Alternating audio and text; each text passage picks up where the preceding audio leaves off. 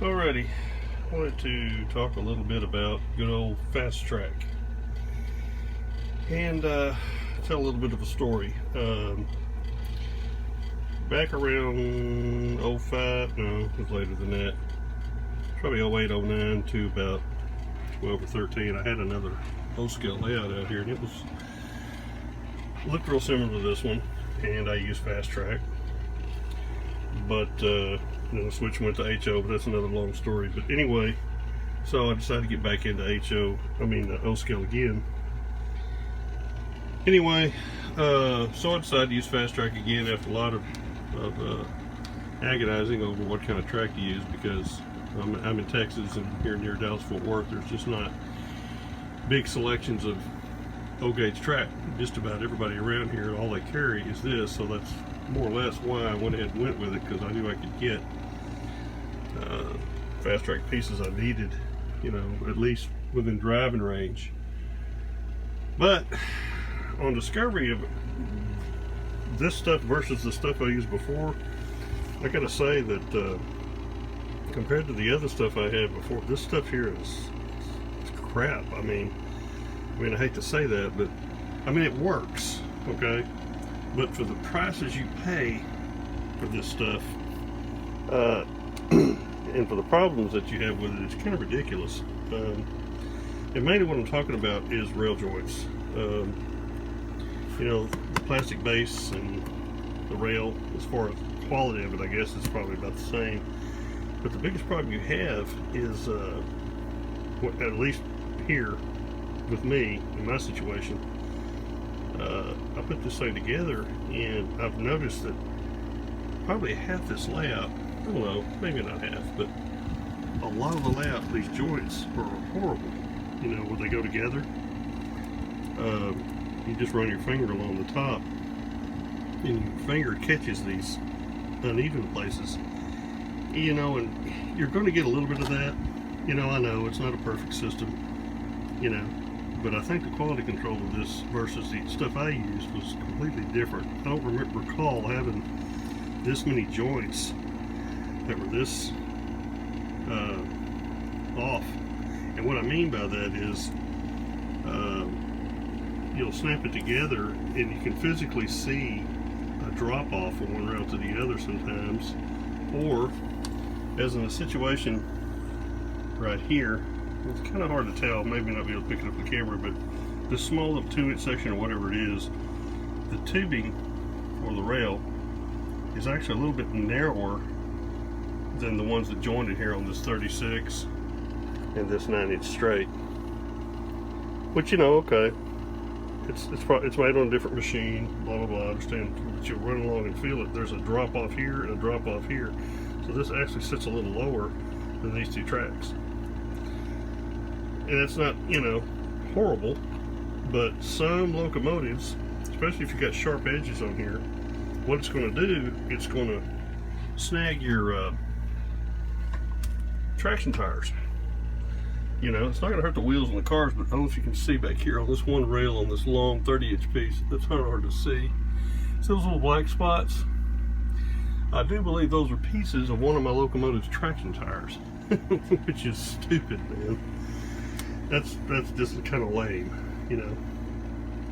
So to make a long story short, what I was wanted to show, if I can find a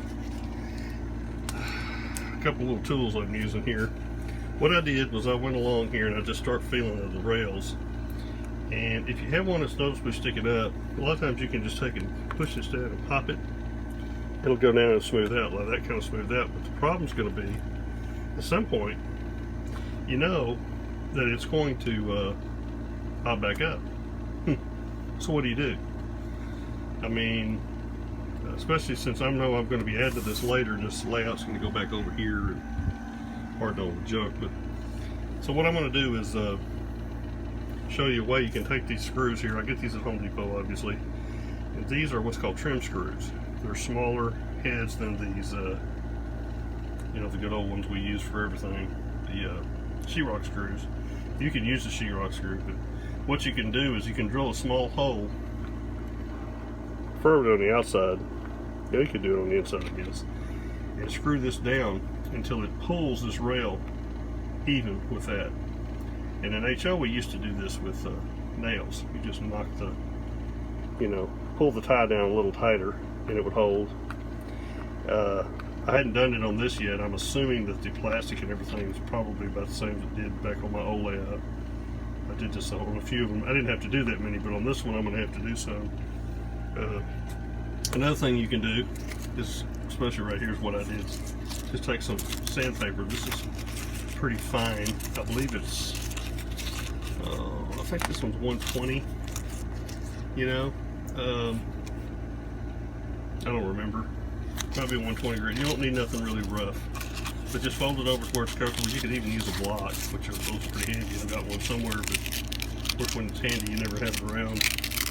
And you just take and run it over each joint. And basically what you want to do is knock off that sharp edge. It may not be necessarily even, but when you knock off that sharp edge, it keeps it from snagging. And this is a Menards car that just got brand new wheels. And then when I did this one, it made all the difference in the world of the way it rolls over and the smoothness of it. Like I said, your cars are not going to get tore up running over this stuff. It's pretty indestructible. The cars are pretty indestructible. You know how Lionel and MTA stuff is and everything. But your locomotive, if you got one, especially this little track finicky, it's going to find every one of these little joints. And it's gonna, you know, you're gonna see it. So just basically, if you want to find the worst ones, just run your most picky track locomotive, and it'll find them. And this piece back here, I don't know if I can zoom in to see this or not, but you can see the rail. I mean, it's physically lower. I mean, there's a severe, so I can hold it a little steadier. Severe drop. I mean, it really slams when it hits this right here. I don't think I can fix this because this is a 30-inch piece, and I noticed at the other end it's similar, so I'm probably just gonna have to take that piece off and swap it, take it back and swap it. And then you just run along the whole layout with your fingers. You know, this is pretty much after you know how you want your track to be. Now see, these aren't too bad. You know, these 31s, these are 31s on the inside I have. I noticed that the joints are smooth, but what the problem is with these is this. Some reason or other, the plastic just doesn't pop together. And somebody I read or heard on YouTube, I think, said that they had to cut a little bit of this plastic off to even it up.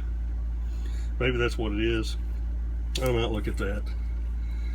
But you just run your fingers along, and when you find the sharp edges, just use that little bit of fine sandpaper. I started trying to use a file, but a file was too hard to work with. And I heard the guys using a Dremel tool, but I would be a little leery of that. You might chew too much of that rail right off there. Unless you're really good, you go right ahead. But anyway, that's how I have smoothed out this stuff.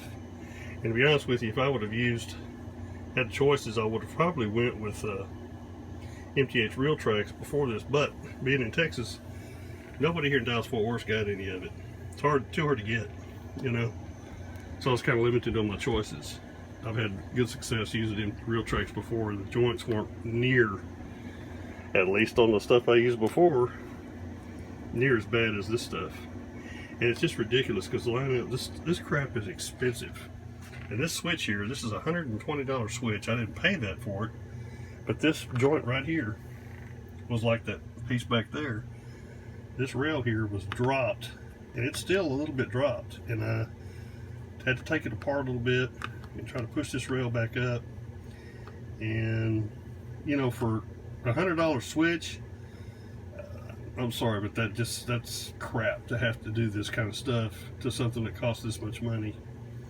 I know maintenance is maintenance and things are not perfect, but that's, you know, I've never used Ross stuff, but I've heard that this stuff is great and people don't have these kind of problems, but I don't know. But I know that this is probably the most popular stuff on earth right now as far as O-scale, and people are going to have problems with it. So just take that sandpaper and oh, another thing I was going to say, if you have a joint, and I had one over here, I think this was it, see the this rail here is this way, and this rail is that way.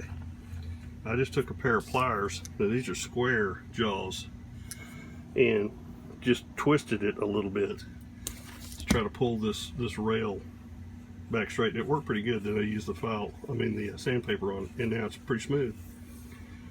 That worked out okay. You just got to do a little bit of tinkering with it. Anyway, that's my 2 cents worth. Kind of disappointed that I spent this much money on this and I have to do this kind of work to it, because I don't have a lot of time. I work 2 jobs. I don't have a lot of time to, if I could hand lay my track, I would. It's just not physical. There's not enough physical time in the day for me to be able to do those things and try to enjoy a hobby. Maybe someday. But anyway, if you do these things, I know this has helped a lot. It's helped me. If you've got any other tips that you could help me with, that'd be great. You can leave a comment. But anyway, that's all I've got for now.